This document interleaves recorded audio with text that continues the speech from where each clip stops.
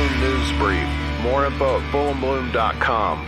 Steve Vai was recently interviewed by Tales from the Road. The guitarist is currently promoting his brand new album. A purchase link can be found in the description. On handling criticism, Vai said, "The way that I've handled criticism has changed throughout the years. In the beginning, it was great because there wasn't much bad criticism. I was young, I was doing cool things with cool people, even when I was replacing Yngwie in Alcatrazz. It wasn't like we had internet, so I couldn't really see what people were saying. It was only waiting for the magazines, and we weren't really in the magazines very much. But with David Lee Roth, everything exploded for me, and there was Crossroads. Oddly enough, I don't recall receiving a lot of criticism that I thought would be there, like, oh, he's not Edward Van Halen, which would be fine because I would say the same thing. Then I did Passion and Warfare, and I didn't see any real bad criticism. No matter what you do, I mean, there are people who don't like the Beatles, so you gotta just get over it. You're not going to please everybody. You can do the best thing you've ever done, a hit single or whatever it is, but when you're reading that thread, your eye is going to find that bad criticism because of the ego. That's what it does, and then that's going to bug you, even when 9 out of the 10 statements are amazing. But it wasn't until I did Passion and Warfare that my cachet really exploded. I was winning all the awards, I was on the cover of all the magazines, and ego came right in the back door. Because at first, with Roth and all that stuff, I was like, what are these people talking about? I'm not that good, this is just me.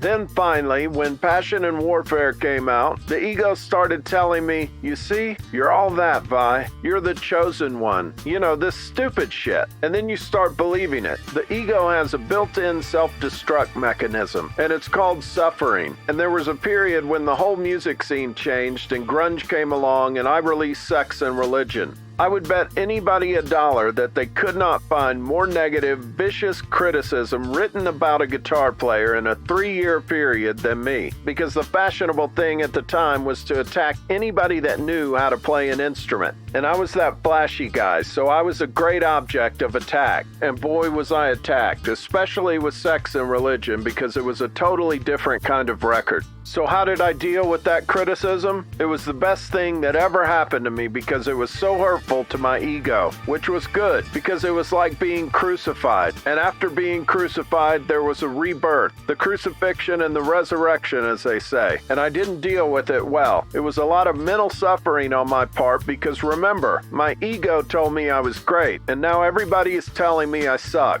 So I just thought, I'm just going to march ahead. I don't care if I have a career. I just want to make this music. So my message to those who suffer from the feeling of criticism from others is the first thing to recognize, and this is tough to recognize, when somebody is criticizing, they're not talking about you. They're talking about themselves. It's a hard thing to recognize, but it's true. And critique is different than criticism. Your tasteful opinion is different than attack. When you attack someone, what you're doing is actually attacking yourself, and you're trying to get rid of a guilt you have by projecting it onto someone else. It's so nice when you discover that freedom in allowing others to have their opinion and being okay with it. Sometimes it's even helpful to me. This is what I recommend you focus on when you feel criticism. Forgive it. Allow them to have their opinion. Don't take it personally, and focus on your unique creative instincts. Throw yourself into them with no excuses whatsoever, and you will find joy. To listen to the entire interview, click the link in the description.